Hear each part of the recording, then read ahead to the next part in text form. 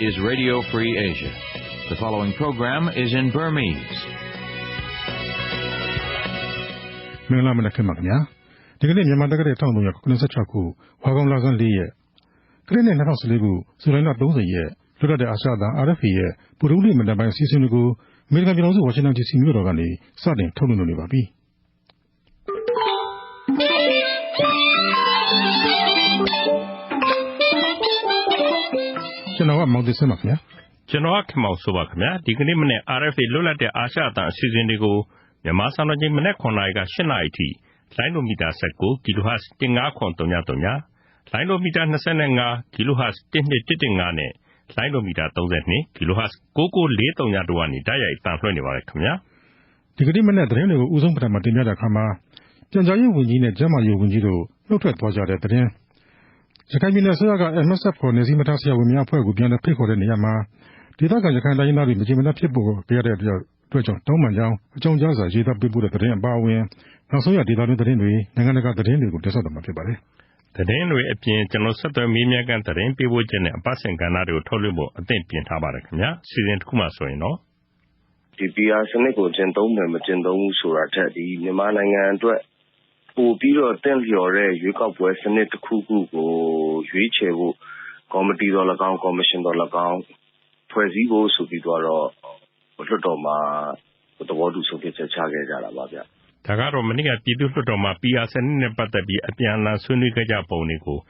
ုပြည်သူ့လွှတ်တော်ကိုယ်စားလှယ်ဦးဇေယျသွန်းနဲ့ကျွန်တော်ဆက်သွယ်မေးမြန်းခန်းမှာအပြည့်စုံနားဆင်ရမှာပါခင်ဗျာ။အဲဒီနောက်လူမှုစီးပွားကြေးမှုပြင်းနဲ့ကရင်တိုင်းသားဘာသာအစီအစဉ်တွေကိုလည်းတင်ဆက်မှာဖြစ်ပါတယ်။ကောင်းပါပြီခင်ဗျာ။ခုတော့ကျွန်တော်တို့သတင်းတွေစတင်ကြည့်ကြပါစို့ဆရာဆိုရင်ဟုတ်ကဲ့ခင်ဗျာ။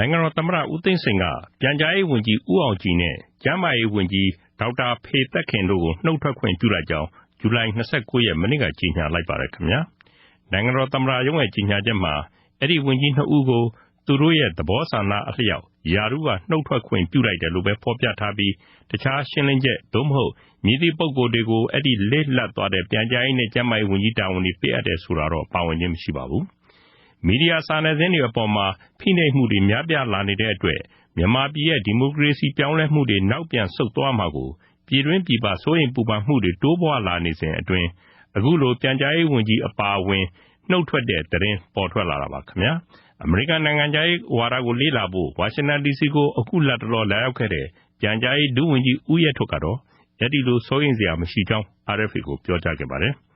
်မနေ့ကရက်စွဲနဲ့နိုင်ငံတော်သမ္မတရုံးကထုတ်ပြန်တဲ့တခြားကြေညာချက်တစ်ခုမှာတော့ကာကွယ်ရေးဦးစီးချုပ်ရုံးကဗိုလ်ချုပ်တင်အောင်ချစ်ကိုနေဆက်ရေးရဝန်ကြီးဌာနဒုတိယဝန်ကြီးအဖြစ်ခန့်အပ်တာဝန်ပေးလိုက်ပြီလို့ဖော်ပြထားပါတယ်ခင်ဗျာရခိုင်ပြည်နယ်အစိုးရက MSF ခေါ်နေစည်းမထားဆရာဝန်များအဖွဲ့ကိုရခိုင်ပြည်နယ်မှာပြန်လည်ဝင်ရောက်လုပ်ကိုင်မှုဖိတ်ခေါ်ချက်ကြောင့်ဒေသခံရခိုင်တိုင်းရင်းသားတွေမကျေနပ်မှုတွေဖြစ်ပေါ်ခဲ့ရတဲ့အတွက်တောင်းပန်ကြောင်းနဲ့နိုင်ငံတကာအဖွဲ့အစည်းတွေရဲ့ဆောင်ရွက်ချက်တွေအတွက်ပြည်내အစိုးရကတာဝန်ယူတဲ့အကြောင်းရခိုင်ပြည်နယ်ဝန်ကြီးချုပ်ဦးမောင်မောင်အုန်းကစစ်တွေမျိုးကတန်ခါအဖွဲ့အစည်းတွေရမီဇက်ဖတ်တွေအရက်ဖက်လူမှုအဖွဲ့အစည်းတွေကိုတင်နင်္လာနေ့ကအကြောင်းကြားစာရေးသားပေးပို့ခဲ့ပါတယ်။ရခိုင်ပြည်နယ်ဝန်ကြီးချုပ်ပေးပို့ခဲ့တဲ့အကြောင်းကြားစာနဲ့ပတ်သက်ပြီးစစ်တွေမျိုးရမီဇက်ဖတ်အဖွဲ့ဝင်ဦးသန်းထွန်းကအခုလိုပြောပါတယ်ရခိုင်ပြည်နယ်ဝန်ကြီးချုပ်ကလည်းအခုလိုတောင်းပန်တဲ့အခါပြန်ထုတ်ပြီးပါပြီ။ဒါပေမဲ့သဘောမတူတာကန့်ကွက်တာတော့ရှိနေတာပါပဲ။ဒါပေမဲ့သူတို့ဝင်ရောက်တဲ့အခါမှာဝင်ရောက်လုပ်ကင်တဲ့အပေါ်မှာအလိုမကျမှုတွေမကျေနပ်မှုတွေရှိလာရင်ဘယ်လိုတွေဆက်လုပ်ကြမလဲဆိုတာကတော့ဒီတန်ဃာတော်တွေလူမှုအဖွဲ့အစည်းတွေအကုန်လုံးလုံးကျော်စည်းဝေးလုပ်ပြီးတော့မှအဲ့ဒီဆုံးဖြတ်ချက်အတိုင်းပဲဆက်လက်လုပ်ဆောင်သွားမယ်လို့ငကိုယ်တည်းကဆုံးဖြတ်ပြီးသားပါပဲ။ရခိုင်ပြည်နယ်ဝန်ကြီးချုပ်အနေနဲ့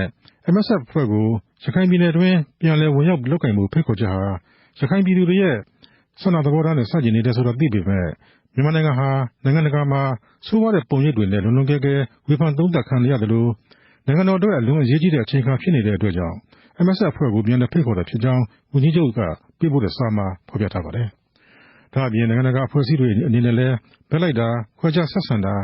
ာနိုင်ငံရေးကိစ္စရပ်တွေမှာသူတို့လှုံ့ဆော်တာတွေမရှိစေရဘဲရခိုင်တိုင်းရင်းသားတွေရဲ့ဆန္ဒအတိုင်းသာဆောင်ရွက်စေမှဖြစ်ကြောင်းနဲ့နိုင်ငံတကာအဖွဲ့အစည်းတွေရဲ့ရခိုင်ပြည်နယ်တွင်ဆောင်ရွက်ချက်တွေကိုပြည်내အစိုးရကတာဝန်ယူကြောင်းဖော်ပြထားပါတယ်။ဒီသတင်းကို RFA သတင်းတော့ကိုမင်းသိန်းအောင်ပေးပို့ခဲ့တာပါ။လှိုင်သာယာညောင်တုံးဟင်္သာရရထားလမ်းစီမံကိန်းတွေ သိမ်းခံထားရတဲ့လယ်ယာမြေနဲ့တီးနှံရော်ကြေးတွေပေးဖို့တောင်သူတွေကမနေ့ကအေယာဝတီတိုင်းဒေသကြီးဟင်္သာတမြို့မှာသတင်းစာရှင်းလင်းပွဲကျင်းပတောင်းဆိုခဲ့ပါတယ်ခင်ဗျာရထားလမ်းဖောက်လို့ရမှာပျက်စီးသွားခဲ့တဲ့လယ်ယာမြေနဲ့တီးနှံရော်ကြေးတွေကိုပေးပြီးဆိုပြီးသတင်းစာတွေမှာအစိုးရဝန်ကြီးဌာနတွေကတရားဝင်ကြေညာခဲ့ပေမဲ့အခုချိန်ထိလယ်သမားတွေရော်ကြေးငွေမရသေးဘူးလို့လယ်သမားဦးစိုးသူကပြောပါတယ်ခင်ဗျာကျွန်တော်တို့တောင်သူလယ်သမားတွေရဲ့မြေယာတွေကိုသိမ်းဆည်းသွားပြီးရထားလမ်းကြီးဖောက်လုပ်တယ်ဖောက်လုပ်ပြီးတော့မြေယာရော်ကြေးတီးနှံရော်ကြေးများပေးရမယ်ဆိုပြီးတော့လူကြီးတွေကနေပြီးပြောဆိုပြီးပြင်ကြတယ်ပေါ့ဒီနေ့တိုင်ထိကိုဖြစ်မလာဘဲနဲ့လယ်သမားတွေဆိုလို့ရှိရင်လည်းအိုးပြက်အိမ်ကျက်ဖြစ်တဲ့လူကဖြစ်ကြတယ်2014လေးလပိုင်းမှာသတင်းစာထဲမှာတွေ့လိုက်ရတာကရထားလမ်းထိတောင်သူတွေကိုနစ်နာကြေးတွေတီးနှံရော်ကြေးတို့မြေယာရော်ကြေးတို့ဆိုပြီးတော့ပေးရပြီးဆိုတာပြောကြတဲ့အခါမှာကျွန်တော်တို့တောင်သူလယ်သမားတွေလက်ဝယ်ကိုတစ်ချက်တစ်ပြားမှမရောက်ရှိသေးပါဘူးအဲကြောင့်မလို့အထက်ကတာဝန်ရှိပုဂ္ဂိုလ်တွေသိကြနိုင်အောင်ကျွန်တော်တို့အနေနဲ့သတင်းစာရှင်းလင်းပွဲလေးလုပ်ရတာပါလွန်ခဲ့တဲ့2009ခုနှစ်ကစတင်ဖောက်လုပ်ခဲ့တဲ့လှိုင်သာယာညောင်တုံးဟင်္သာတရထားလမ်းစီမံကိန်းကြောင့်ညောင်တုံးမြို့နယ်စက်ကော့တောင်ကျေးရွာအုပ်စုကလယ်ယာမြေဧက100နီးပါးပျက်စီးသွားခဲ့တယ်လို့လယ်သမားတွေကပြောပါတယ်။အဲဒီလှိုင်သာယာညောင်တုံးဟင်္သာတရထားလမ်းကိုဒီနှစ်2014မေလမှာစတင်ပြည့်ဆွဲခဲ့ပါတယ်။ဒါအပြင်ညောင်တုံးမြို့နယ်ငပြောကျွန်းကျေးရွာအုပ်စုမှာဝါဝါဝင်းကုမ္ပဏီနဲ့မအူပင်မြို့အခြေစိုက်ခလာရ29တိုက်ရင်တွေကသိမ်းဆည်းထားတဲ့လယ်ယာမြေဧက400ကျော်အတွက်ရော်ကြေးငွေပေးဖို့လည်းတောင်သူတွေကတောင်းဆိုခဲ့ကြပါတယ်ခင်ဗျာ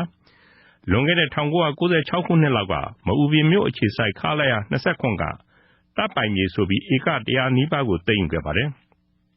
အဲဒီနောက်2000ခုနှစ်လောက်မှာဝါဝါဝင်းကုမ္ပဏီကမြေလွတ်မြေရိုင်းဖော်ထုတ်ရေးနဲ့စိုက်ပျိုးမွေးမြူရေးစီမံကိန်းအတွက်ဆိုပြီးလယ်မြေဧက300ကျော်ကိုရော်ကြေးတစုံတရာမပေးဘဲထပ်မံသိမ်းဆည်းထားခဲ့တယ်လို့သိရပါတယ်ခင်ဗျာ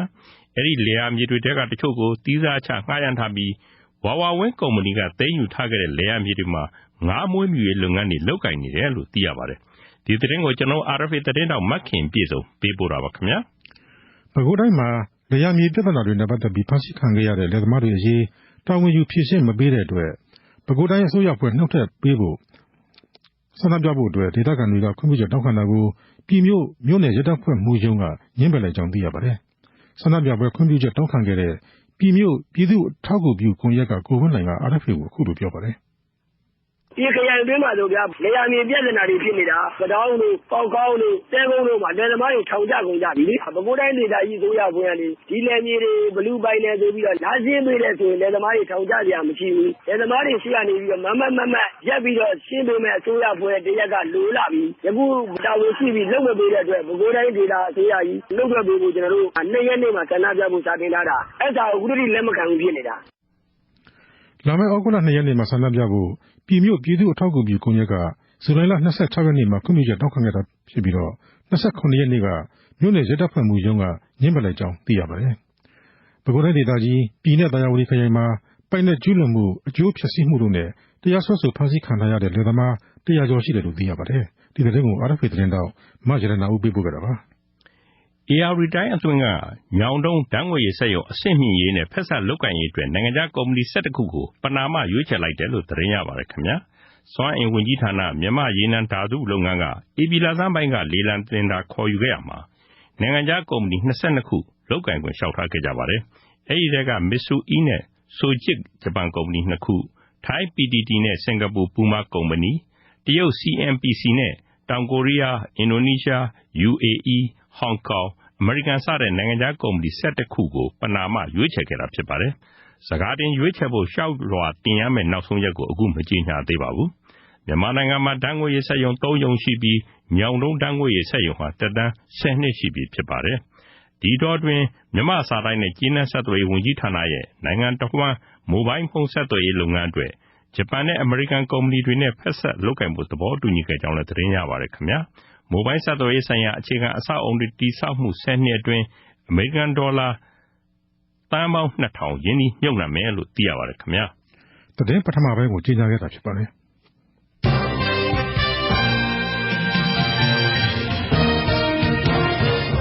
လွတ်လပ်အစားအသောက် RFA ကဆက်လက်ပြီးတော့အသံလွှင့်နေပါတယ်။ဆရာစုယခုတော့ကျွန်တော်တို့ PR စနစ်နဲ့ပတ်သက်ပြီးတော့နောက်ဆုံးအချိန်တွေဆက်သွယ်မြင်မြန်ချက်ထုတ်လွှင့်မှုရှိတယ်နော်။ဟုတ်ကဲ့ဆရာဒီလိုပါမနေ့ကပြည်သူ့လွှတ်တော်ဥက္ကဋ္ဌက PR စနစ်ကိုအခြေခံပြီးတော့ရွေးကောက်ပွဲစနစ်ကိုသူလက်မခံနိုင်ဘူးလို့ပြောခဲ့တယ်လို့ဆက်ထဲမှာပဲအဲဒီဦးအောင်စင်တင်သွင်းခဲ့တဲ့ PR စနစ် အဆိုအတီးဖြစ်ကြောင်းကြေညာပါတယ်လို့ပြောကြခဲ့ပါတယ်ခင်ဗျာအဲ့ဒီကိစ္စနဲ့ပတ်သက်ပြီးသူ့လွှတ်တော်ကိုယ်စားလှယ်တွေကအမြင်တော်တော်လေးရှုပ်ထွေးသွားကြတယ်လို့ဆိုပါတယ်ဒါကြောင့် NLD ဥက္ကဋ္ဌဒေါ်အောင်ဆန်းစုကြည်ကိုယ်တိုင်သူရဥရှိမန်ကိုပြန်ပြီးရှင်းလင်းဖို့မေးမြန်းခဲ့တယ်လို့လည်းသိရပါတယ်ခင်ဗျာအဲ့တော့ဒီကိစ္စနဲ့ပတ်သက်ပြီးကျွန်တော်အမျိုးသားဒီမိုကရေစီအဖွဲ့ချုပ်ကလွှတ်တော်ကိုယ်စားလှယ်တဦးဖြစ်တဲ့ဦးဇေယျတော်ကိုဒီနေ့မနေ့ဆက်သွယ်မေးမြန်းခဲ့တာပါဆရာသိဟုတ်ကဲ့နောက်ဆက်ခင်ဗျဦးဇေယျတော်ခင်ဗျာမနေ့ကပြည်သူ့လွှတ်တော်မှာ PR ခေါ်အချိုးကျကိုစားပြုစနစ်ရွေးချယ်ရေးနဲ့ပတ်သက်ပြီးဆွေးနွေးချက်ကျွန်တော်နည်းနည်းရှင်းပြပါလားခင်ဗျာမနေ့ကအင်္ဂါနေ့ဒီ29ရက်နေ့မှာ NDF ကိုအောင်စင်တင်တဲ့ PR စနစ်နဲ့ပတ်သက်ပြီးတော့လို့ကျွန်တော်တို့လွှတ်တော်ကိုယ်စားလှယ်တွေအဆုံးသတ်ဆွေးနွေးပါတယ်ကျွန်တော်တို့မြို့သားဒီမိုကရေစီဖွဲ့ချုပ်ကဆိုလို့ရှိရင်တော့3ဦးဆွေးနွေးခဲ့ပါတယ်ဒီကဆွေးနွေးချက်အပြီးမှာတော့လွှတ်တော်ဥက္ကဋ္ဌကနေပြီးတော့ဒီ PR စနစ်ကိုကျင့်သုံးမယ်မကျင့်သုံးဘူးဆိုတာထက်ဒီမြန်မာနိုင်ငံအတွက်ပို့ပြီးတော့တင့်လျော်တဲ့ရွေးကောက်ပွဲစနစ်တစ်ခုခုကိုရွေးချယ်ဖို့ကော်မတီတော်၎င်းကော်မရှင်တော်၎င်းဖွဲ့စည်းဖို့ဆိုပြီးတော့လွှတ်တော်မှာသဘောတူဆုံးဖြတ်ချက်ချခဲ့ကြတာပါဗျဟုတ်ကဲ့ကျွန်တော်တို့လည်းရေဦးကပြောရမယ်ဆိုလို့ရှိရင်တော့မရှင်းမလင်းနဲ့ပဲဗျအဲ့တော့ကြောင့်မလို့ကျွန်တော်တို့ပါတီဥက္ကဋ္ဌလည်းဖြစ်တဲ့အမေစုကိုယ်တိုင်ကလည်းလွှတ်တော်ဥက္ကဋ္ဌကြီးကိုထပ်ပြီးတော့မေးမြန်းခဲ့ရပါတယ်ဆိုလိုချင်တာကကျွန်တော်တို့ပါတီအနေနဲ့ကကိုအောင်စင်တင်တဲ့ချိုးကြကိုစားပြုစနစ်ကိုအခြေခံတဲ့ရွေးကောက်ပွဲနည်းလမ်းဆိုတဲ့ဟာကိုတော့ကျွန်တော်တို့ကလက်မခံဘူးဗျာပထမဦးဆုံးစကြတဲ့ဟိုကဒီဟာကိုကျွန်တော်တို့လက်မခံကြအောင်ပြောခဲ့ပြီးသားပါဆွေးနွေးတဲ့နေရာမှာလည်းလက်မခံဘူးဆိုတာကိုကျွန်တော်တို့ပြောခဲ့ပါတယ်ဒါပေမဲ့လွှတ်တော်ဥက္ကဋ္ဌရဲ့လွှတ်တော်ကိုတင်ပြချက်မှာကြတော့ PR စနစ်တော်၎င်းဒါ FPTP တော်၎င်းတခြားရွေးကောက်ပွဲစနစ်တော်၎င်းဘယ်ဟာမျိုးဆိုတာကိုတိတိကျကျမျိုးပြောတာမဟုတ်ဘဲနဲ့မြန်မာနိုင်ငံရွေးကောက်ပွဲတွေအတွက်တင့်လျော်တဲ့ရွေးကောက်ပွဲစနစ်တစ်ခုဖြစ်ပေါ်လာအောင်ကော်မတီတော်၎င်းကော်မရှင်တော်၎င်းအဖွဲ့ပြီးသွားတော့မှဒါကိုဆုံးဖြတ်ဖို့ဒီကော်မရှင်ကနေပြီးအစီရင်ခံစာလွှတ်တော်ကိုပြန်တင်ပြီးမှဆုံးဖြတ်ဖို့ဆိုတဲ့သဘောမျိုးပေါက်တဲ့အတွက်ကြောင့်မို့လို့ကျွန်တော်တို့အဲ့ဒါကိုသဘောတူကြတာပါဟုတ်ကဲ့ဦးဆရာတော်ခင်ဗျမနေ့ကပြည်သူ့လွှတ်တော်ဥက္ကဋ္ဌပေါ့နော်သူကဥရွှေမန်ပြောတဲ့စကားမှာပထမပိုင်းမှာကြတော့တိုင်းသားစီလုံးညီညွတ်ရေးအမျိုးသားပြန်လည်သင့်မြတ်ရေးတရားဥပဒေစိုးမိုးရေးနဲ့ပြည်တွင်းငြိမ်းချမ်းရေးတွေလိုအပ်တယ်ဒါကြောင့်မို့လို့အထိကိမခံနိုင်တဲ့အတွက်သူ့အနေနဲ့ PR စနစ်ကိုလက်မခံနိုင်ဘူးလို့သူကပြောတယ်တစ်ဆက်တည်းမှာကြတော့တခါသဘောမတူသူမရှိတဲ့အတွက်ဦးအောင်စင်အဆိုအတီးဖြစ်ကြောင်းကြေညာပါအဲ့ဒါတစ်ဆက်တည်းသူကပြောနေတာလားခင်ဗျမနေ့ကဟုတ်တယ်ဗျဒါပေမဲ့ကျွန်တော်တို့ကလည်းရှင်းလင်းအောင်တော့ပြန်ပြီးတော့ကျွန်တော်တို့ရဲ့ပါတီဥက္ကဋ္ဌကလည်းပြန်ပြီးတော့မေးမြန်းပါတယ်သူ့အနေနဲ့ပြန်ဖြေတဲ့အချိန်မှာကြတော့မြန်မာနိုင်ငံနဲ့လက်ရောညီထွေမှုရှိမဲ့ရွေးကောက်ပွဲစနစ်တစ်ခုကိုစီစဉ်နိုင်ဖို့အတွက်ကော်မတီတော်၎င်းကော်မရှင်တော်၎င်းဖွဲ့ဖို့ဆုံးဖြတ်တာဖြစ်ပါတယ်ဆိုပြီးတော့ကျွန်တော်တို့လည်းပြန်ရှင်းပါတယ်အဲ့ဒီတော့ကြောင့်မလို့ကျွန်တော်တို့ကလည်းမကန့်ကွက်ခဲ့ပါဘူးဒါပေမဲ့ခုနကကိုခမောင်ဆိုပြီးပြောသလိုပါပဲလွတ်တော်ဆုံးဖြတ်ချက်တစ်ခုချပြီးသွားတဲ့အချိန်မှာတော့ဒါဦးအောင်စင်ရဲ့အဆိုအတီးဖြစ်ကြောင်းကြေညာပါတယ်ဆိုပြီးတော့ကြေညာပါတယ်အဲ့ဒီတော့ကြောင့်မလို့ကျွန်တော်တို့ပါတီအနေနဲ့လည်းပို့ပြီးရှင်းလင်းအောင်ကျွန်တော်တို့တွေဒီလွတ်တော်ဥက္ကဋ္ဌလွတ်တော်ကိုတင်ပြတဲ့ကော်မတီကော်မရှင်ဖွဲ့ဖို့ဆိုတဲ့ဟာကိုဒါကျွန်တော်တို့ထောက်ခံခြင်းဖြစ်တယ်ဆိုတာကိုတော့လွတ်တော်ဥက္ကဋ္ဌကိုလည်းကျွန်တော်တို့ပါတီဥက္ကဋ္ဌ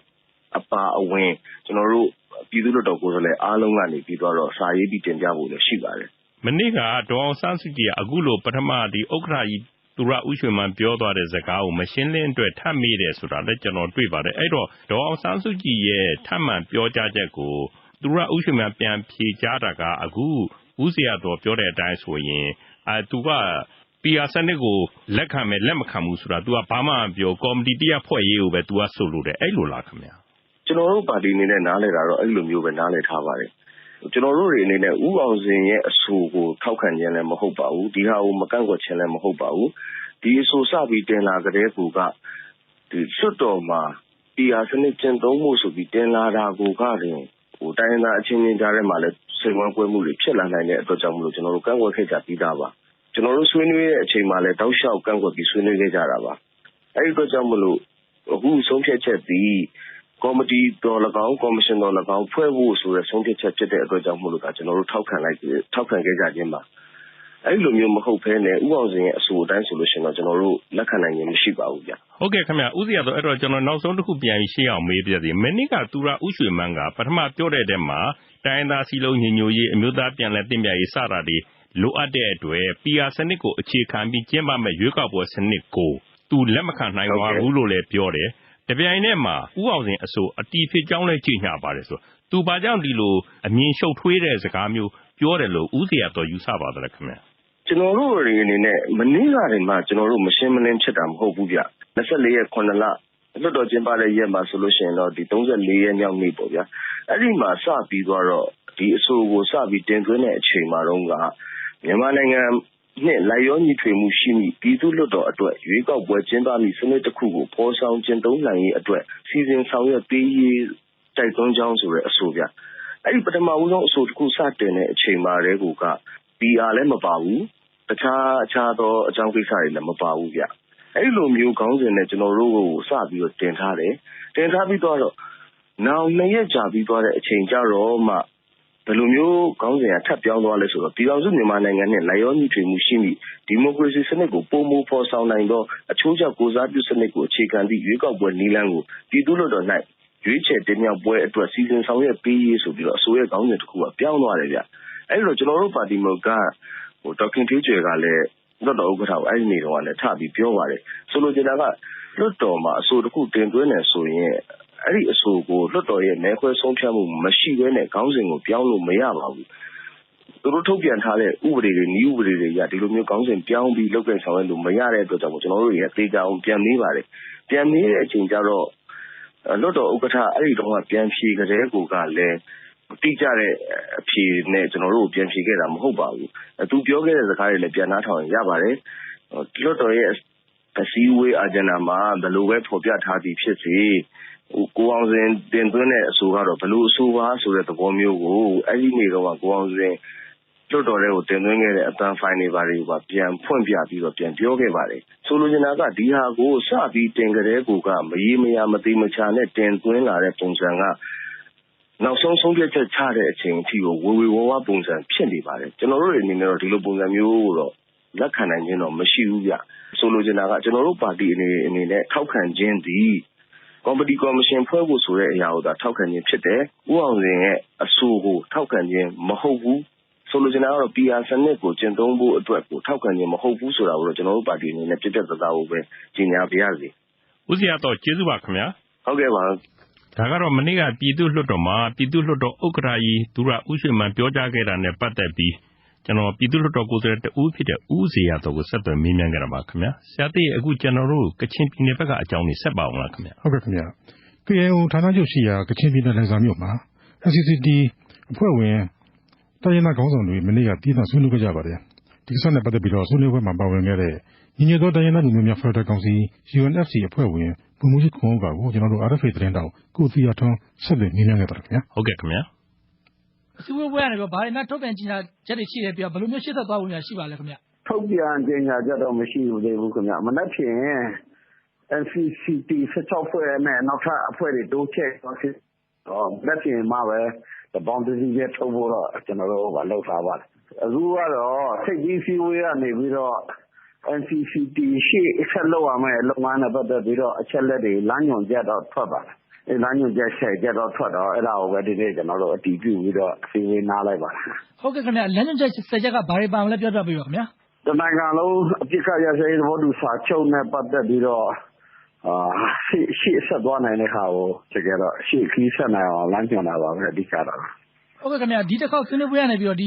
အပြစ်ခတ်ရစေလက်မှတ်ထိုးဖို့ပို့ပြီးနှီးစက်မှုရှိလာလို့ပြောလို့ရမှာခင်ဗျာကျွန်တော်တို့ဘက်ကတော့နှီးစက်မှုလို့ပြောနိုင်တာပေါ့ကျွန်တော်တို့ဘက်ကပေါ့နော်ဒါပေမဲ့ကျွန်တော်တို့ရတဲ့အချင်းချင်းကြားမှာရတဲ့သဘောတူချက်ကိုအစိုးရဘက်ကလက်ခံဖို့လိုသေးတာအစိုးရဘက်ကလက်ခံပြီးတော့မှပဲနှီးစက်ပြီးလို့ကျွန်တော်တို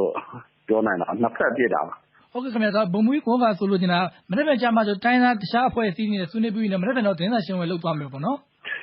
ဒီညလေးလုပ်မယ်ပြောတယ်ဆန်းစောတော့တပုတ်ပေါ့ဗျာဟိုထုတ်ပြန်ကြေညာချက်ပါထုတ်ပြန်ကြေညာချက်ကမနေ့ကမှထွက်နိုင်တယ်ဒီအပြစ်ကရသေးစာချုပ်ဆွေးနွေးဖို့ကိစ္စဆက်လက်ပြီးတော့ဆွေးနွေးသွားဖို့ဆိုတော့ကောင်ဖယ်ပေါ်သွားဖို့ကိစ္စမှာတော့အားလုံးပြင်ရင်ကျွန်းရှိတယ်ဆိုတာပေါ့ဗျာအဲ့ဒါလောက်တော့ဒါပြောလို့ရတယ်တိုင်းသားဆက်ဆောက်ဖွဲ့ရတော့တစုတစည်းလည်းရှိတဲ့ဟာပြောလို့ရတယ်နောက်ပြီးတော့ဒီညှိနှိုင်းရမယ့်အချက်တွေဆက်လက်ညှိနှိုင်းဖို့လိုတဲ့ကိစ္စတွေမှာလည်းပဲ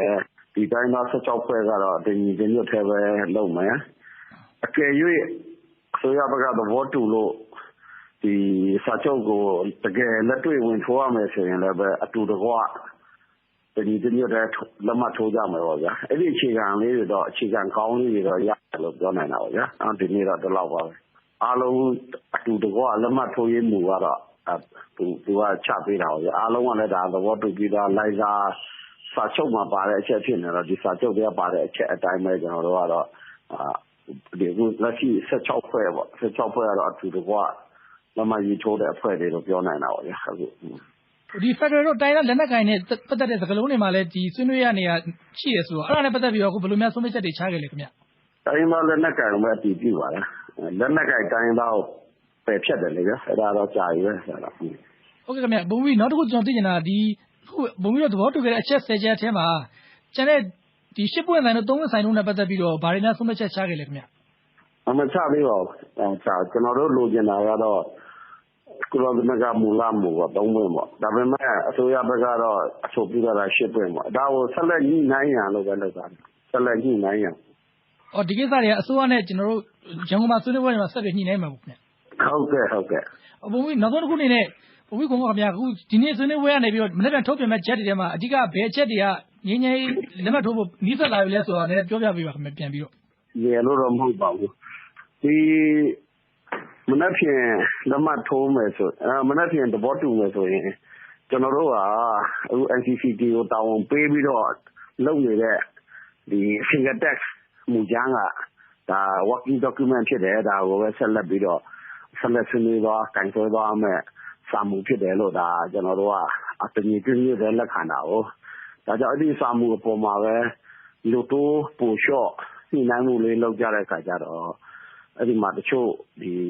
ီတိဆိုးနေတဲ့နေရာလေးတွေကိုကလည်းညွှန်ကြားချက်ပေးတာပေါ့ဗျာထိပ်ပြီးဖွဲ့ဒါကြောင့်ဒီဟာလေးတွေကိုကင်ပြီးတော့ကျွန်တော်တို့က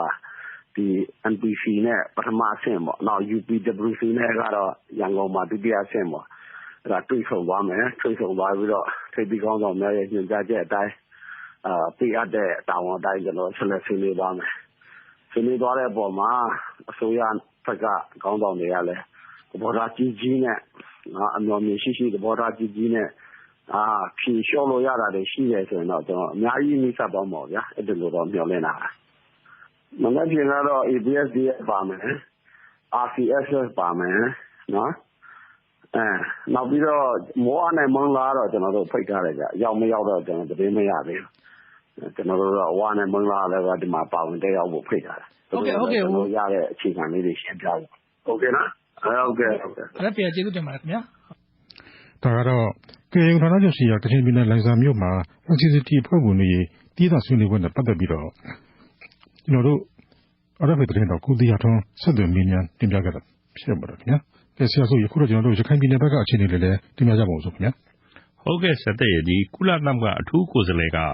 ရခိုင်ပြည်နယ်မှာမွတ်စလင်တွေနိုင်ငံသားဖြစ်ခွင့်နဲ့ပတ်သက်ပြီးပြောဆိုတာတွေနောက်တစ်ခါရိုဟင်ဂျာအဖြစ်ခေါ်ပေါ်သုံးစွဲတာတွေကိုမြန်မာအစိုးရအနေနဲ့လက်မခံကန့်ကွက်သွားမှာဖြစ်တယ်လို့နိုင်ငံတော်သမ္မတရုံးအကြီးတန်းအရာရှိတူကပြောပါတယ်ခင်ဗျာဟုတ်ကဲ့မြန်မာနိုင်ငံကို10ရက်ကြာတွားရောက်ခဲ့တဲ့ကုလသမဂ္ဂအထူးကိုယ်စားလှယ် Miss Yan Hee Lee ရဲ့ခီးစဉ်ကတွေ့ရှိချက်တွေနဲ့ပတ်သက်ပြီးဒေါက်ခင်ကြီးကဆက်သွယ်မေးမြန်းထားတာပါခင်ဗျာကုလသမဂ္ဂ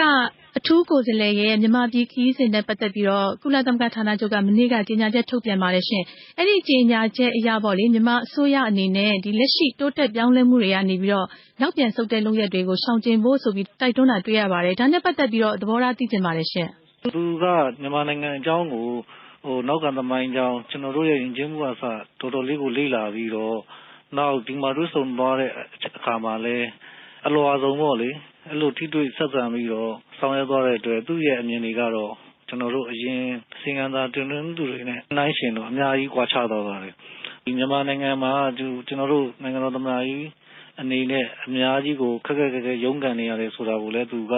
အသိမှတ်ပြုပြောကြားသွားတာတွေ့ရပါတယ်နောက်တစ်ချက်ကလက်ရှိလူရင်ကြောင်းတိုင်းမှာတွေ့ရှိနေတဲ့စိန်ခေါ်မှုတွေကိုနိုင်ငံတကာတိုင်းဝိုင်းအနေနဲ့နားလည်ဖို့ဝိုင်းဝန်းပြီးတော့ပံ့ပိုးကူညီဖို့အရေးကြီးတယ်ဆိုတာသူပြောသွားတယ်ရခိုင်ပြည်နဲ့ပတ်သက်လို့ပေါ့နော်အ အရင်တုန်းကစီရင်သာတင်သွင်းသူတွေထဲမှာမပါတဲ့ဒေသခံပေါ့နော်ရခိုင်တိုင်းရင်းသားရခိုင် community ရဲ့စိုးရိမ်ပူပန်မှုတွေကိုသူကိုယ်တိုင်နားလည်သိမှတ်ပြုတယ်ဆိုတဲ့ဟာကျွန်တော်တို့ဒီလှုပ်ဆောင်နေတဲ့ဟာတွေကိုလည်းသူ့ဘက်ကအပြုသဘောဆောင်ပြီးတော့အသိမှတ်ပြုတယ်သို့တော်လည်းပဲ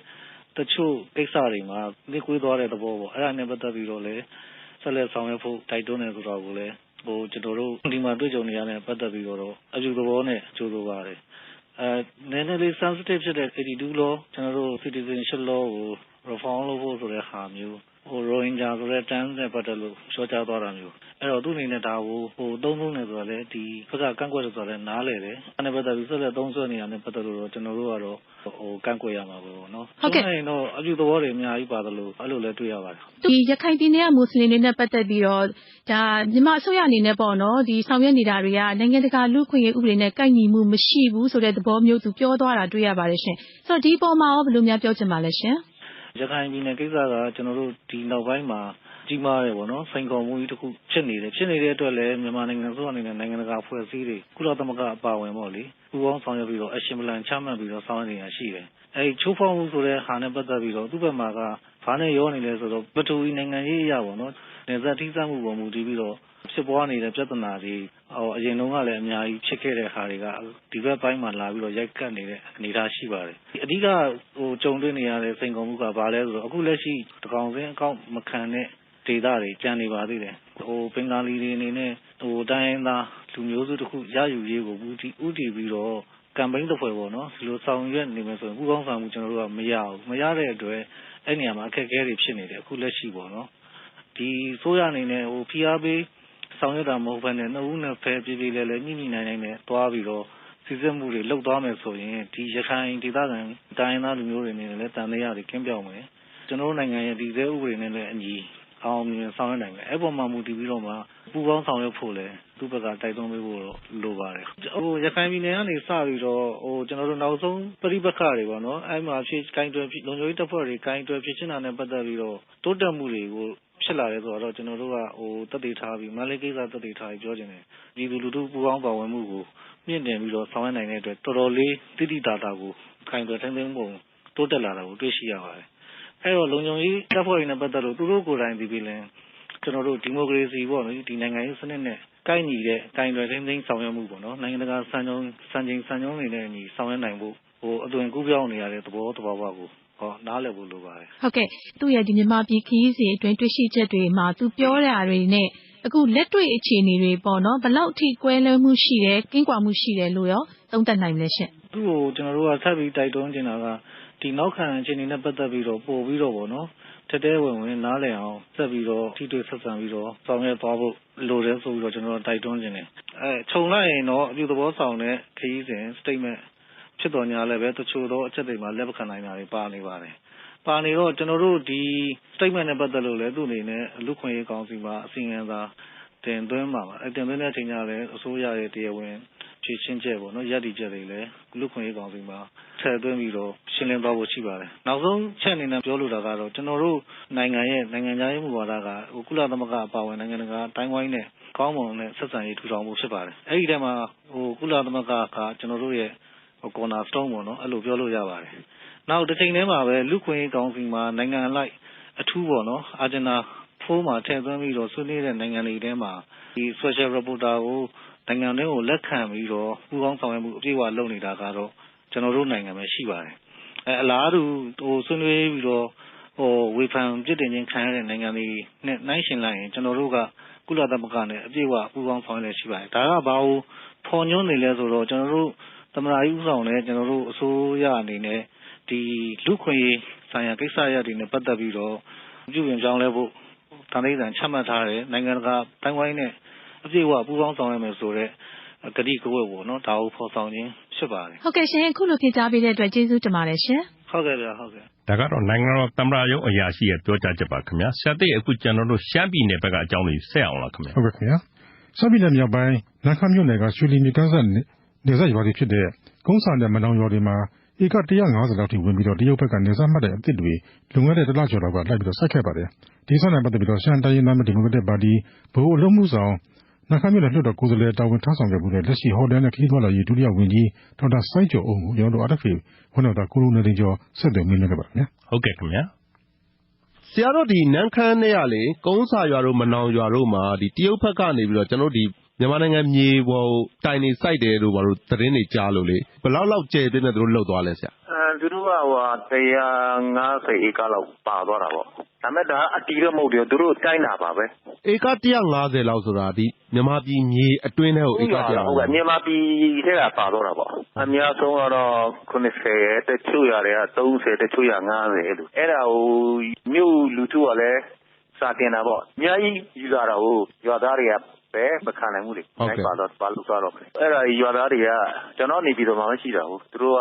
သမ္မတကြီးစတင်တဲ့စာကိုကျွန်တော်ဒီပို့ပဲကျွန်တော်ပဲသမ္မတကြီးပြန်ပြီးတော့တင်ပြလိုက်တာပေါ့နော်သူကရိုးလဲတော်တော်လုပ်ပါတယ်ဒါရရချင်းသူကပြည်နယ်အစိုးရကိုချက်ချင်းသွားကြည့်ခိုင်းတယ်စမ်းပြည်နယ်ဝန်ကြီးချုပ်သွားကြည့်ခိုင်းတယ်ဝန်ကြီးချုပ်သွားကြည့်တော့တိုင်းတဲ့ဟာတွေကိုလုံးပြန်လောက်ခိုင်းတာပေါ့သူမြန်မာပြည်ကကျွန်တော်တို့မြေစင်းဥသိဌာနနောက်ပေါ်မြို့နယ်အုပ်ချုပ်ရေးမှူးတို့ပေါ့နော်သူတို့မြေပုံတစ်ပဲဝန်ကြီးချုပ်လာပြတယ်ဝန်ကြီးချုပ်ကဟာမင်းတို့ငကူမြေပုံပြပါလားဘာလို့တစ်လာပြတာလဲသူဟာဒါမဟုတ်ဘူးအဟောင်းလာပြပါငါ့ကိုတော့ကြားတယ်တော့ပေါ့အဲ့လိုတော့ကြားပါတယ်အဲ့လိုလုပ်လိုက်တော့တရုတ်ဘက်ကဘာမှမပြောတော့ဘူးလားဆရာအဲ့မြေလာစိုက်တယ်မပြောဘူးဘာမှမပြောညံ့ရတယ်သူကဆရာနန်းခမ်းမြို့နဲ့ဆိုလို့ရှိရင်ဘယ်နှမိုင်လောက်ဝေးမလဲမဝေးပြကုန်းစာရွာဆိုဘာပဲရှိတယ်3မိုင်2မိုင်ကျော်အဲ့လိုပဲရှိမယ်နန်းခမ်းမြို့နယ်မှာက73ရွာရှိတယ်မူဆယ်မြို့မှာတော့19ရွာတော့ရှိဦးမယ်အဲ့ကြားထဲကနေပြီးတော့တရုတ်ရွာတွေလည်းရှိတယ်ပေါ့ကျွန်တော်အမေကတလက်မမှာအရှုံးမခံနိုင်တဲ့ဟာကြီးအခုအများကြီးပါတော့ဆိုတော့ဒီ area အများကြီးရောတော့မှာပေါ့ဒါလည်းဒီလိုအောက်ခြေမှာလှုပ်လို့လည်းမရပါဘူးသူတို့ကအထက်ကိုတင်ပြီးမှ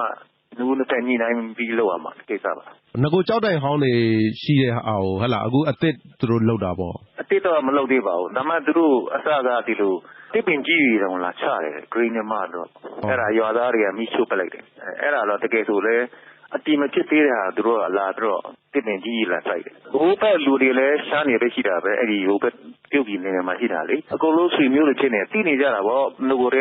ကပယ်နေရမြန်မာနိုင်ငံပယ်နေရတရုတ်နိုင်ငံသူတို့ရှိတာလေနော်ကြောက်တိုင်နေရှိတာဟုတ်ကဲ့ကျေးဇူးတင်ပါတယ်ဆရာရပါတယ်ဟုတ်ကဲ့ဒါကတော့ရှမ်းပြည်နယ်ဇက်ကတရုတ်ကလာပြီးတော့နေစားမှတ်တိုင်အသစ်တွေလာစိုက်တဲ့ကိစ္စနဲ့ပတ်သက်ပြီးတော့လက်ရှိဟိုတယ်နဲ့ခရီးသွားလာရေးဒုတိယဝန်ကြီးဒေါက်တာစိုင်းကျော်အောင်ကိုကျွန်တော်တို့ RFA ဝန်တော်သားကိုနေကျော်ဆက်သွယ်မြင်မြန်ခဲ့ပါတယ်ခင်ဗျာဆရာတိအခုဆက်ပြီးကျွန်တော်ရုရှားနဲ့အမေရိကန်ကြားလည်းဖြစ်နေတဲ့ပြဿနာတွေအကြောင်းလည်းပြောပါအောင်ဗျာဟုတ်ကဲ့ခင်ဗျာဒီယူကရိန်းပြဿနာနဲ့ပတ်သက်ပြီးတော့ဒီရုရှားဘက်ကနေပြီးတော့ပူးပေါင်းဆောင်ရွက်ခြင်းမရှိတာတွေဒီယူကရိန်းကိုလက်နက်တွေပံ့ပိုးပေးနေတာတွေနဲ့ပတ်သက်ပြီးတော့အမေရိကန်ကစီးပွားရေးပိတ်ဆို့အရေးယူလိုက်တာဖြစ်ပါတယ်ဒီကြောင့်ကျွန်တော်အသေးစိတ်စုစည်းတင်ပြမှာဖြစ်ပါတယ်ခင်ဗျာကြားပါရစေခင်ဗျာတော်ရရှိမြခင်ဗျာယူကရိန်းနိုင်ငံမှာအစိုးရနဲ့ရုရှားလူလားသူသဘုံတွေကြားတိုက်ပွဲတွေဖြစ်ပွားနေရမှာဒီရက်ပိုင်းအတွင်းတိုက်ခိုက်မှုတွေပိုပြီးတော့ပြင်းထန်လာခဲ့ပါတယ်ယူကရိန်းအရှေ့ပိုင်းကမြို့တွေမှာဒုံးကျည်တွေတော်တော်ကြောက်ရောက်ခဲ့ပြီးတော့နှစ်ဖက်အပြစ်ခတ်တွေကလည်းတဲတဲမဲမဲဖြစ်နေပါတယ်ဒီအတွင်းယူကရိန်းနိုင်ငံတွေကိုရုရှားဘက်ကနေပြီးတော့အမြောက်တွေနဲ့ပြစ်ကူပေးနေတဲ့ဗီဒီယိုဓာတ်ပုံတွေကိုအမေရိကန်အစိုးရကကမ္ဘာကိုချပြခဲ့ပြီးနောက်တစ်နေ့မှာပဲရုရှားကိုပိတ်ဆို့အရေးယူမှုတွေအပြင်းထန်ဆုံးတိုးမြင့်တော့မှာဖြစ်ကြောင်းအမေရိကန် EU ဥရောပသမဂ္ဂနဲ့ကနေဒါနိုင်ငံတို့ကကြေညာခဲ့ကြပါတယ်အမေရိကန်သမ္မတအိုဘားမား Russia have failed to cooperate with the investigation and to take the opportunity to pursue a diplomatic solution to the conflict in Ukraine. Meanwhile, Russia continues. ရုရှားအနေနဲ့မလေးရှားလေယာဉ်ကိစ္စစုံစမ်းစစ်ဆေးရေးမှာပါဝင်ဆောင်ရွက်ဖို့ပျက်ကွက်ခဲ့တဲ့အပြင်ယူကရိန်းပြည်ပခါမှာနှံရေးတမန်ရေးနီလန်းကိုအသုံးပြုဖို့လည်းရှောင်လွှဲခဲ့ပါတယ်။ဒါအပြင်ယူကရိန်းနိုင်ငံတွေကခွဲထွက်ရေးသဘုံတွေကိုထောက်ပံ့ကူညီနေတယ်၊လက်နက်တွေတပ်ဆင်ပေးနေတယ်၊သင်တန်းတွေလေ့ကျင့်ပေးနေပါတယ်။အဲဒါကြောင့်နောက်ဆုံးမှာတော့ရုရှားကိုပိတ်ဆို့အရေးယူဖို့ဆုံးဖြတ်လိုက်ရပါတော့တယ်။အလားတူဥရောပသမဂ္ဂကလည်းပိတ်ဆို့အရေးယူမှုတွေတိုးမြင့်ဆောင်ရွက်တော့မှာဖြစ်ပါတယ်လို့ပြောကြားခဲ့ပါတယ်။ပိတ်ဆို့အရေးယူပုံနဲ့ပတ်သက်ပြီးတော့လည်းThe United States is imposing new sanctions in key sectors of the Russian economy. Energy, arms,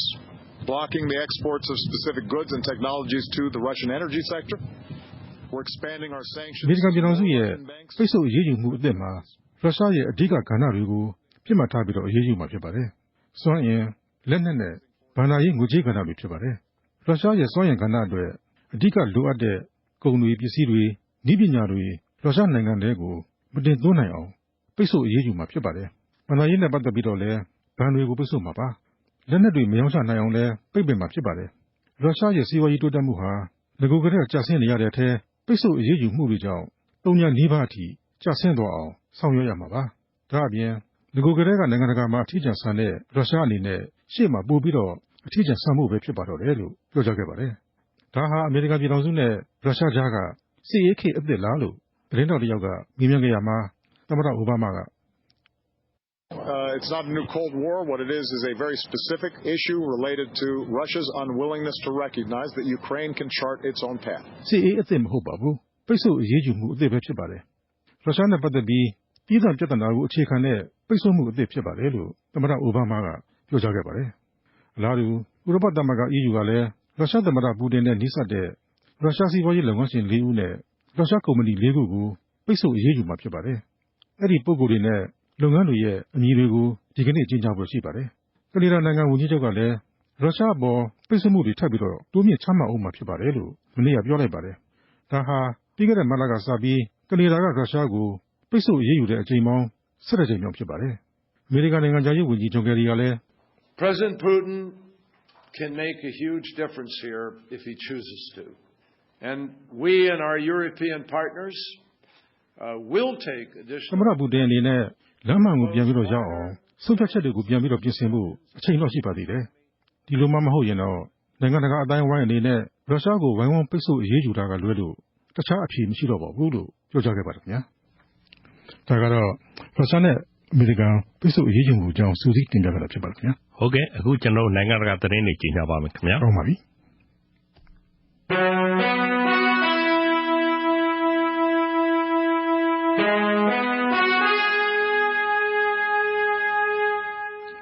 ယူကရိန်းနိုင်ငံမှာရုရှားလူလားသူခွဲထွက်ရေးတပုံတွေကိုခွဲထွက်ရေးတပုံတွေထိန်းချုပ်ထားရာယူကရိန်းနိုင်ငံအရှေ့ပိုင်းကမြို့တွေမှာတိုက်ပွဲတွေပြင်းထန်နေပါတယ်။ကုလသမဂ္ဂရဲ့အဆိုအရပြစ်ခတ်တွေစတင်ခဲ့တဲ့ဧပြီလတဲ့ပိုင်းကနေပြီးတော့အခုထိသေဆုံးသူအနည်းဆုံး1100ကျော်ရှိမယ်လို့ခန့်မှန်းထားပါတယ်။တိုက်ပွဲတွေပြင်းထန်နေတဲ့အတွက်မလေးရှားလေယာဉ်ပြက်ကျခဲ့တဲ့နေရာကိုကြည့်ရှုစစ်ဆေးကြမဲ့နိုင်ငံတကာကျွမ်းကျင်သူတွေအတွက်အခက်အခဲတွေဖြစ်နေရသလိုခွဲထွက်ရေးတပုံတွေကလည်းအဲ့ဒီ OSCE လို့ခေါ်တဲ့ဥရောပလုံခြုံရေးနဲ့ပူးပေါင်းဆောင်ရွက်ရေးအဖွဲ့ဟာအမေရိကန်နဲ့ယူကရိန်းတို့ရဲ့အကျိုးစီးပွားအတွက်သာဆောင်ရွက်နေကြတာဖြစ်လို့သူတို့ကိုအဝင်မခံဘဲပိတ်ပင်မှာဖြစ်ကြောင်းပြောဆိုခဲ့ပါတယ်ခင်ဗျာ။ဂါဇာကမ်းမြောင်ဒေသအပေါ်အစ္စရေးတွေရဲ့ပစ်ခတ်မှုကြောင့်မနေ့ကပါလက်စတိုင်းအနည်းဆုံး73ဦးထပ်မံသေဆုံးသွားပါတယ်။ဇူလိုင်လ10ရက်နေ့ကစတင်ခဲ့တဲ့တိုက်ပွဲတွေမှာဂါဇာကမ်းမြောင်ဒေသသေဆုံးသူက1200ကျော်သွားပြီဖြစ်ပြီးဒဏ်ရာရသူက9000ကျော်ပါတယ်ခင်ဗျာ။ဒီတော့မှပဲပါလက်စတိုင်းလွတ်မြောက်ရေးအဖွဲ့ PLO ကအပြစ်ခတ်ရပ်စဲရေးအတွက်အစဉ်သင့်ရှိကြောင်းမနေ့ကပြောကြားပါတယ်။အစ္စရေးတွေဘက်ကလည်းအမေရိကန်ပြည်ထောင်စုအနေနဲ့အခုကိစ္စမှာကြားဝင်စစ်ဆေးပေးဖို့အကူအညီတောင်းခံခဲ့တယ်လို့အမေရိကန်နိုင်ငံခြားရေးဝန်ကြီးမစ္စတာဂျွန်ကယ်ရီကမနေ့ကပြောပါတယ်ခင်ဗျာ။တခြားပါလက်စတိုင်းအဖွဲ့တစ်ခုဖြစ်တဲ့ဟာမတ်စ်အဖွဲ့ကတော့အပြစ်ခတ်ရပ်စဲရေးကိုသူတို့လက်မခံနိုင်သေးဘူး။အစ္စရေးနိုင်ငံရဲ့လှုပ်ဆောင်မှုတွေကိုစောင့်ကြည့်အောင်မယ်လို့ပြောပါတယ်ခင်ဗျာ။အာဖရိကတိုက်ဆီရီယာလီယွန်နိုင်ငံမှာဖြစ်ပွားနေတဲ့အီဘိုလာခေါ်ကူးစက်ရောဂါတိုက်ဖျက်ရေးအတွက်ရှေ့တန်းကဆောင်ရွက်နေတဲ့ဆရာဝန်တူရောဂါကူးစက်ခံခဲ့ရပြီးမနေ့ကသေဆုံးသွားခဲ့တယ်လို့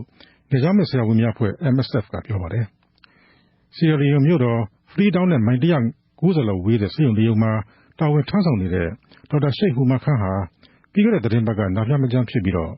MSF အဖွဲ့ကဆရာဝန်တွေကကုသပေးနေစဉ်အတွင်းရောဂါကူးစက်ခံရမှုပြင်းထန်တဲ့အတွက်ကွယ်လွန်သွားခဲ့တာဖြစ်ပါတယ်။အီဘိုလာရောဂါကူးစက်ခံရသူ90%ဟာသေဆုံးနေရှိပါတယ်။ဒါပေမဲ့အခုအခါစောစောစီးစီးကုသမှုခံယူရမယ်ဆိုရင်သေဆုံးနှုန်း60%လောက်ထိလျော့ကျသွားနိုင်ကြောင်းသိရပါတယ်။ဒီရောဂါတိုက်ဖျက်ရေးအတွက်ဆောင်ရွက်ရင်းကွယ်လွန်ခဲ့ရတဲ့ဒေါက်တာခန်းဟာဒီလုပ်ငန်းကိုနှိမ့်မြုပ်ဆောင်ရွက်ခဲ့သူရသတ္တိနဲ့ပြည့်စုံသူဖြစ်ပြီးတော့သူ့ရဲ့လူနာတွေအပေါ်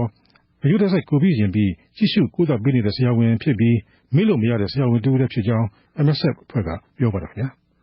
တရုတ်နိုင်ငံရင်ကျန်းပြည်နယ်မှာဓာတ်လက်နက်ကိုင်အကြမ်းဖက်လူဆိုးဂိုင်းဝင်73ဦးကိုရဲတပ်ဖွဲ့ကမနေ့ကပစ်ခတ်တပ်ဖြတ်လိုက်ပါတယ်။အဲ့ဒီဓာတ်နဲ့ပစိန်တွေကင်ထားသူတွေဟာရဲစခန်းအစိုးရရုံးတွေအပြင်အရပ်သားတွေကိုပါတိုက်ခိုက်ခဲ့လို့ရဲကပစ်ခတ်ခဲ့တာဖြစ်ကြောင်းပြောပါတယ်ခင်ဗျာ။အခု68ဦးကိုဖမ်းဆီးထားတယ်လို့လည်းဆိုပါတယ်။လုံခြုံရေးအဖွဲ့ဝင်10ဦးဒဏ်ရာရခဲ့တယ်လို့လည်းသိရပါတယ်။အဲ့ဒီရင်ကျန်းပြည်နယ်ဟာမွတ်စလင်ခွဲထွက်ရေးသမားတွေကိုတရုတ်အစိုးရကပြင်းပြင်းထန်ထန်ဖိနှိပ်ချေမှုန်းနေတဲ့ပြည်နယ်ဖြစ်ပါတယ်ခင်ဗျာ။ဒီတော့တွင်မှာပဲတရုတ်ပြည်ကလာတဲ့တခြားသတင်းတစ်ပုဒ်မှာတော့ တရုတ်အစိုးရကလုံခြုံရေးအဖွဲ့အကြီးအကဲဟောင်းဇိုယုကန်ကိုပါတီစည်းကမ်းဖောက်ဖျက်မှုနဲ့စုံစမ်းစစ်ဆေးနေကြောင်းမနေ့ကကြေညာလိုက်ပါတယ်။အဲ့ဒီမစ္စတာဇိုယုကန်ဟာ PSC ခေါ်တရုတ်ဗဟိုဥဆောင်မှုကော်မတီကနေ2012ခုနှစ်မှာအငြိမ်းစားယူခဲ့သူပါခင်ဗျာ။ကွယ်လွန်သူမော်စီတုံးရဲ့ဇနီးခေါင်းဆောင်တဲ့၄ဦးခိုင်းကို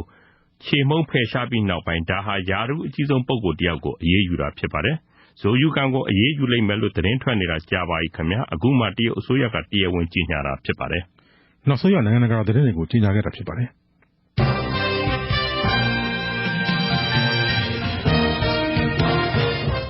ဆရာသိအခုကျွန်တော်တို့အပတ်စဉ်ကဏ္ဍတစ်ခုဆက်အောင်လားခင်ဗျာဟုတ်ကဲ့ခင်ဗျာနောက်ဆုံးကဂျာမန်အစီအစဉ်ဖြစ်ပါတယ်ခုတစ်ပတ်မှာတော့ဂလောက်တောင်ကောင်းတဲ့အစိုးရကဘာပတ်ပြီးတော့စာကြည့်စမ်းပါတဲ့အသေးစိတ်ကိုဆက်လက်ပြီးတော့နောက်ဆက်နေပါပြီကောင်းပါပြီခင်ဗျာ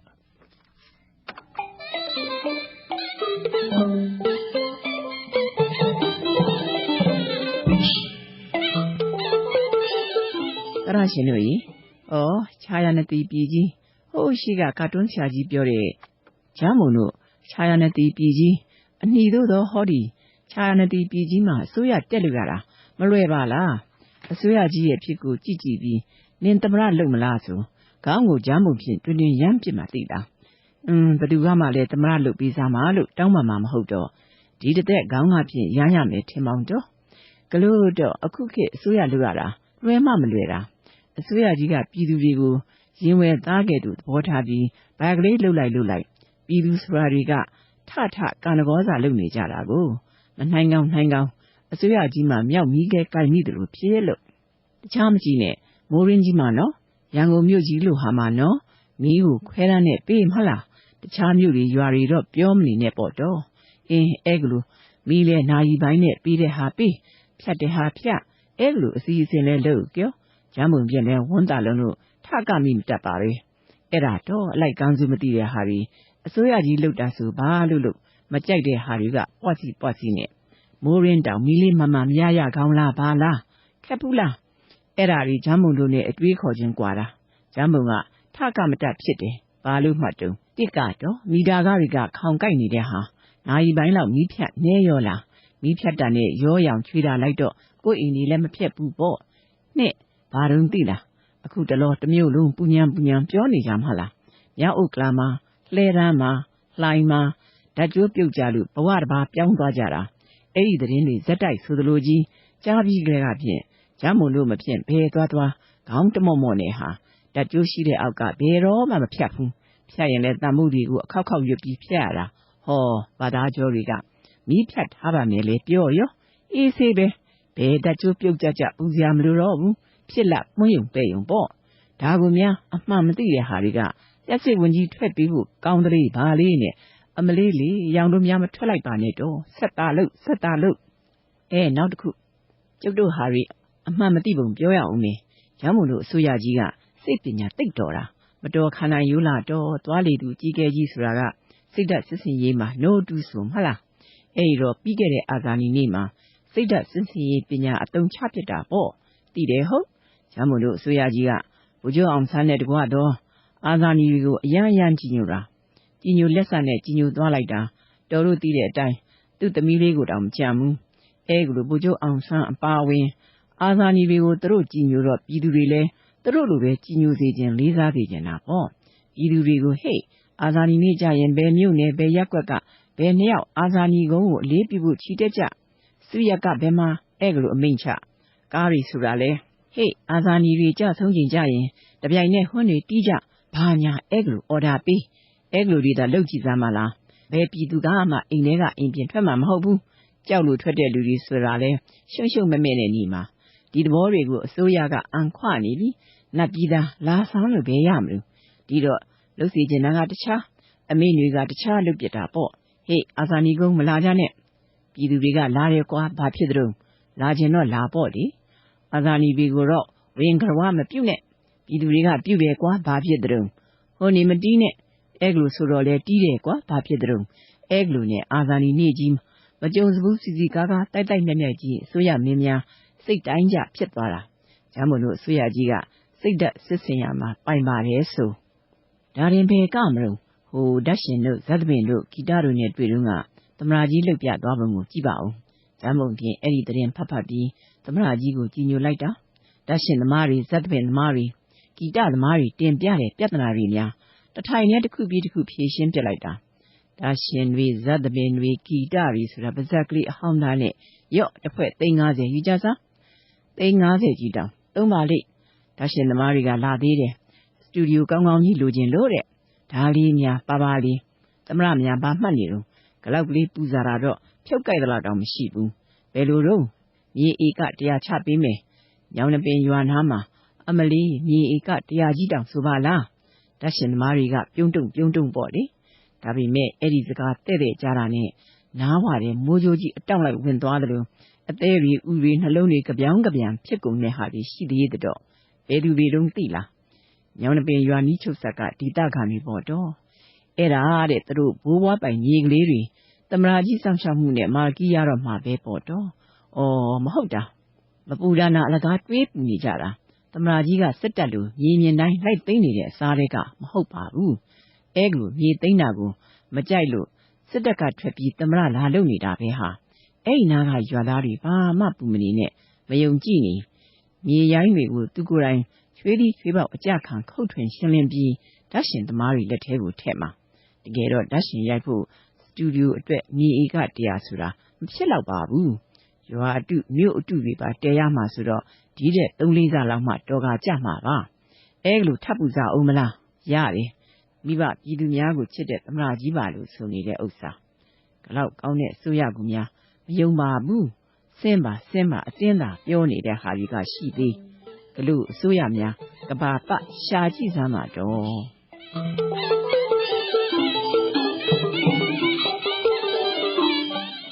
လှည့်သားစေသူမသက်ဦးရေးသားပြီးဒေါ်နည်းစီဖတ်ကြားတင်ဆက်တဲ့နောက်ဆုံးကဂျမ်းမုံအစီအစဉ်ကိုနားဆင်ရတာဖြစ်ပါတယ်အခုဆက်လက်နားဆင်ရမှာကတော့နော်ဆာမှုတာဝန်ယူထုတ်လုပ်တဲ့ကရင်တိုင်းသားဘာသာအစီအစဉ်ဖြစ်ပါတယ်ပါဝင်တဲ့အကြောင်းအရာတွေကိုမြန်မာဘာသာနဲ့ကျွန်တော်တို့အရင်တင်ပြပါမယ်ခင်ဗျာဇူလိုင်လ22ရက်နေ့ကဗိတ်တော်ဝဲဒေသခံရွာသားတို့ကိုအစိုးရတပ်စကခ8ရာရှိတူကထိုးကျိတ်ရိုက်နှက်ပြီးတနက်ဖောက်ချင်းချုပ်ခဲ့တယ်လို့သိရပါတယ်ကရင်စာပေနဲ့ရိုးရာယဉ်ကျေးမှုကော်မတီကဥဆောင်ပြီးပထမဆုံးအကြိမ်ကရင်တက္ကသိုလ်ကောလိပ်ကျောင်းသားများဘောလုံးပြိုင်ပွဲဘိုလ်လူပွဲကိုဇူလိုင်လ20ရက်နေ့ကကျင်းပခဲ့ပါတယ်ခင်ဗျာသတင်းတွေပြီးမှာထိုင်းမြန်မာနယ်စပ်ဒုက္ခသည်စခန်း9ခုမှာထိုင်းစစ်တပ်ကလူဦးရေစရင်ဝင်ရောက်စစ်ဆေးခဲ့တဲ့အကြောင်းသတင်းပေးပို့ချက်ကိုထုတ်လွှင့်မှာဖြစ်ပါတယ်ကရင်တိုင်းသားဘာသာနဲ့အခုဆက်လက်နားဆင်ပါခင်ဗျာ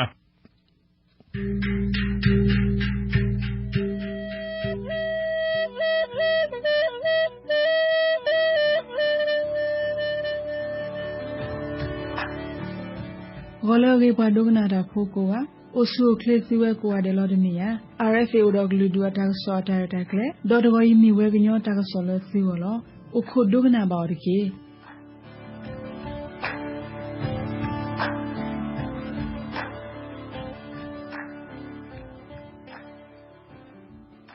ပွားဒုက္ခနာတာဖိုးစီလော်ဒကိုယတာကဆော့ခေါ်ချီတဖလမီဝဲပယောသူဒီယာကိုမစားတော့ပိုးဖဲလီဒိုဝဲပယောသူဒူယာခိုလာအစောလောစာဖဲတီတာထူဝဒတော်ဖိုးတကတော့မပလီမဖူဝဒအခုတော်ဖိုးတကဤဘခိပူဖလက်တန်နီလောတကယ်တော့သမီးဝဲဖဲလာယူလီခီစီတတော်နီပယောသူစကာခါခောအဒူယာခိုလာအမေကျော်သူရလေထောဝဒစုကမောဟောတလောဝီဟဲကဲလာတူဖဲအလက်စတိုကဘာဖဲဟာလူနာရီဆကတော့ထူရဒတော်ဖို့ဦးထိုးတော့ခါထော့ကလို့တော့မပလီမဖူဦးထိုးလကခတီဝဲအရင်နေလောစကာခါဤဥဆောလောတာဖဲတီထတော်ဖဲချီမဘဟောက်ကောနေလောဦးထိုးစီရဒလဒူယာခုဤဟဲကီလောတူအဝဲအကလာလအစာတာဖဲအလက်စတိုနေတော့အတခူအလူအော်နေလောအဝဲစီဝဲလဒူယာခုနေအော်တီမူဂရီလောဦးထိုးစီဝဲပြောသူခုဤထိုခီဘောဝီခါလောက်ကလဆူတာဖာဖောခီဘောနေလောဦးထိုးစီဝဲလအဝဲလက်ခွေဆူဟီလော်ခီခါပြောသူခုဤလူခုအော်တော့အတစီော်လဲကခတီယောနေလော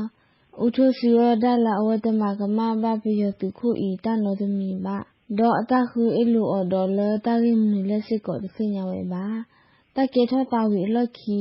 ဦးထိုးပလီဒါတော့အခဲဤအဝဲလက်ခွေကိုသူဆူတာခလနေလော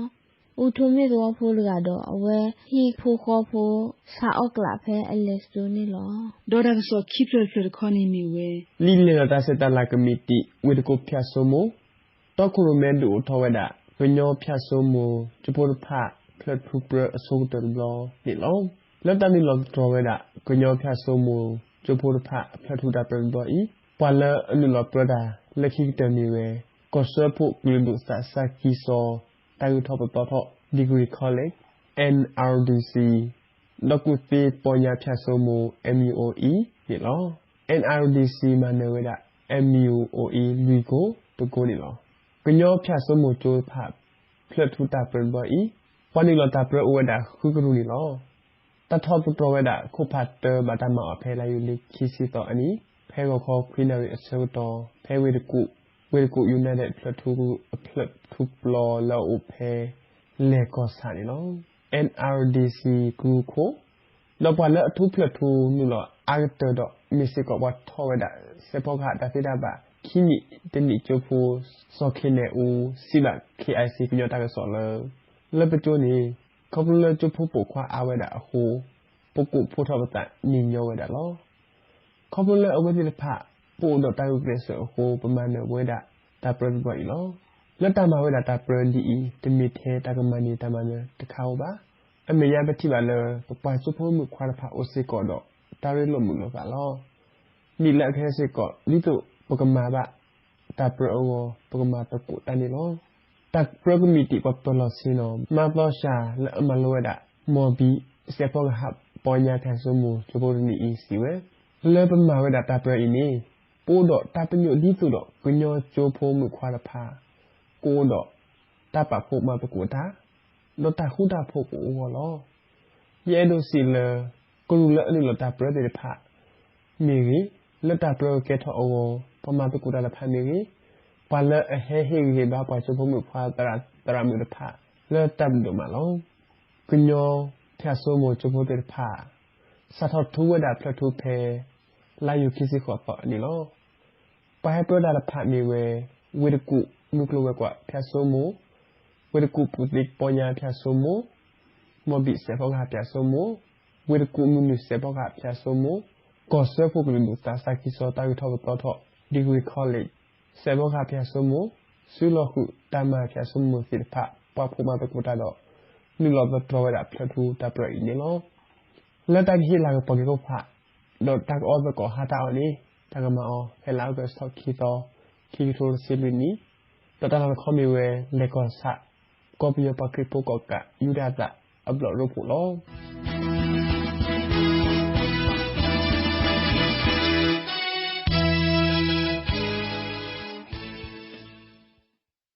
ဘာဒုကနာတာဖိုတေယတော့အေပတဲတူဘခါတော့ကောကြော့တဲသူနူလောတမီတမောမလောကြည့်ပါဘကောဘခဲနော်ရီလောဘာကမဲဖာအိုတော့တဆာဒီဒလတကဆွေကေဝဲစိတိုင်တိုက်ကလူဖာလောတာဝီအလားပွဲတခေါ်ဘခုတက်ဆဆဒူဖလိုဆိုကတဲ့ပါလောအခုဒုကနာဘတ်ကီ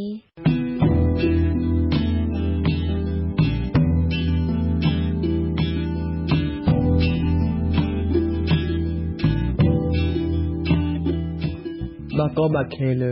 ဒေကိုအပူဖာအနော်ဝီကလော်တီအောကောချတ်တက်စုမဘကိုတာတော့ချတ်တက်တီလောကဘူဝဲကလို MOR တော့စတ်ဟော့မနောသမီဒိုနီဝဒါဟီပိုကောဘူလအအိုလဒေကိုပူဖာတာကိုစတ်ဟော့လာယူဒီတစီခေါ်တော့အနီလောစောအနက်လက်မီဒေကိုပမမဒါကတဲ့ပါပါတာဂီတာကိုလောဆက်ခါကောဒီပဒီဘုဒ္ဓတာဆောလထာလတိလို့ဆယ်ရီကတော့ဒီကလည်းဒီကလည်းပဂီဝလာဘုဒ္ဓမှာအနာလို့တော့လည်းမတာဟိုတေလပူပြတဲ့ခါလည်းရင်စီယာတာတဲ့ဘယ်ကိုဝမေးတဲ့ဂျီယိုတဲ့နာမည်နဲ့ဘယ်ကလည်းအတတိတော်လာတော့တယ်နော်နောက်စီတော်တယ်ဒီကလည်းကျောင်းတော်ကလည်းအနောက်စားမှာကြီးဝဲတော့ဝတ်သမီးတို့မော်ကြီးဝဲလို့ဒီကောက်ရောပြေပါလို့ဦးတယ်လက်ပတ်လာတာဟိုလိုယူနေကိုစီအားဟောတော်ဒီကိုစီအားလို့တဲ့ကတော့တာရမှာတာထပနောဣစရောဤပပနောမဲအလွဲသခဏီလော ปาลอนี่เลโอดอกบ่มุเซพวกUN อลีพะแพดูดาก็อาคาตาฮิเวตาปนอเลลวยละดอลลาซาดอปาเลโอเลเด็กวอปูเลโอดอก UN ลีดพะฮิเวตาปนอโอโกโลซอออนเนกกเตบาอาทดอกปาบากาดตาจะมีตมุปนอลีตามาออนดิเลตุยตุโลแล้วก็มาก็สุดท้ายโอเคว่าจะเติบโตมั้ยแล้ว UN เนี่ยก็คิดต่อเลยตัวนี้นี่ว่าเลยลาแล้วที่การที่เลยลาพวกลาพวกการเลยนะ stay the agree with the similar areas that are down here the award now the we can the work at the step to we were now we were la mo ato salon ne with update withตาจะมีตมุปบากอบาเคโนอีเกทอดาบาอยู่เลปบากอบาเคดอกเอาไว้สิใบเวเลตังเชื่อได้กี่สูเวติโลสออนเนกเตบาอาราดอกว่าทากิตักโลเลยมีบากว่าตาดูปปว่าดิยังเลยก็ตาดาลจิตาปปเนี่ยที่นั่นก็ตาบายบากว่าโอมาเพราะว่านี่มีก็เนี่ยโอเคตาบายบากว่าโอเนี่ยตาที่โอท่าดีเนี่ยก็เนี่ยตาบายบากว่าโอมาแต่นั่นเลยที่ก็ได้เลยยังเสียดาก็จะชอบสิ่งอะไรได้อะไรที่ยังไม่ทำมาแล้วก็จะเรียกนักบัตรเองก็ที่ท่านเนี่ยคนละตัวบุตรมันจะคือตัวเดียวที่เราเสพมันเนี่ยว่าจะเชื่อสิ่งอะไรสิ่งอะไรบ้างแต่นั่นเราไม่ทำให้โอ้ตัวเปลี่ยนมาเลยที่เรียกว่าเลยตัวได้เว้ยเมื่อเรียกอะไรตามมันจะคืออะไรกันว่าเราไม่บัตรเราต้องการที่จะมีเลยตามสุดที่ดีด้าสมมติว่าตัวตาที่เราพอตาจะมีตมุลอติกีปอนอิสราเอลตามาออเลบากอบาเคเด็กวัวแล้วอุตุลอแต่แล้วก็จะติดก็ปีก็เซอร์ควิปแล้ว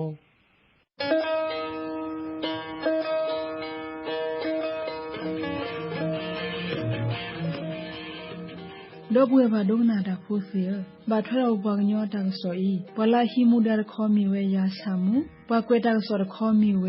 ยาสอดูพลอโซดอกโบชุลดิเนียโตดังสอลบาพาสิรภัยอลอมิโอเลบกบาบัวกิทอดอซิเมโดเชรอซิดังสอนีวิตาสุเซกโลบาดอ RFA กญอโคลดาดักเลเพลอเตโซโนรี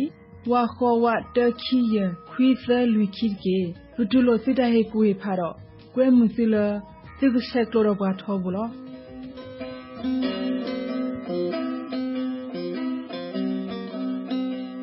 ปุปงญอตักสอลดกว่าอีกมีเวดาป่วยลอปุเซริสวะบาปวาดกนาดาพูกัวเดลอาโอโคดกนาบาปุปงญอตักสอรพายะคุลอ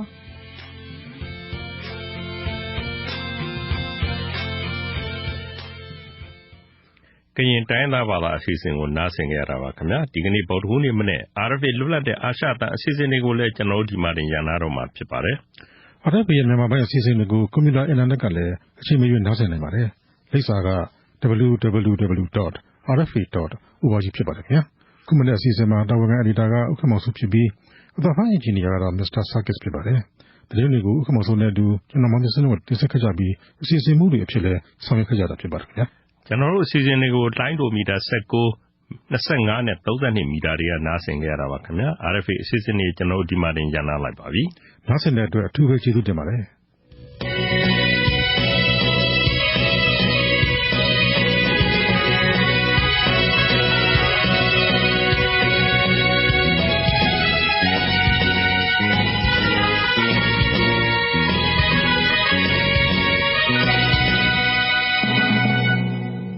You have been listening to Radio Free Asia.